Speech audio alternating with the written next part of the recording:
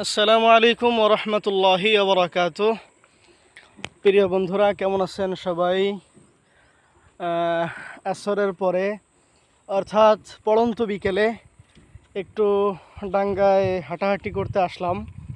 মনোরম পরিবেশ, ফুরফুরে বাতাস আর চারিদিকে পাখা ধানের ঘ্রাণ।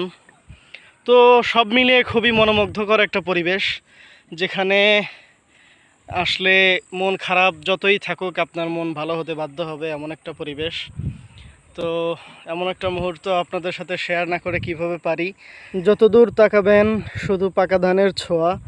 যেহেতু আমাদের অঞ্চল ধানই আমাদের একমাত্র সবচেয়ে বড় ফসল যেটা হয় আমাদের অঞ্চলে, এই ধান।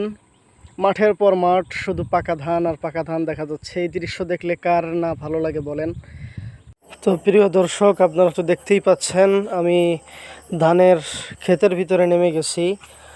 কি অপূর্ব একটা মুহূর্ত, পাকা ধানের ভিতরে অসাধারণ একটি মুহূর্ত আজকে পার করলাম। তো সবার জন্য শুভকামনা, যারা কৃষক ভাই আছেন, ধান রোপণ করেছেন, সবাই যেন তার নিজস্ব ফসল ঘরে তুলতে পারে। তো ভিডিওটি কেমন লাগছে সবাই কমেন্ট করে জানাবেন। আসসালামু আলাইকুম রহমতুল্লাহ।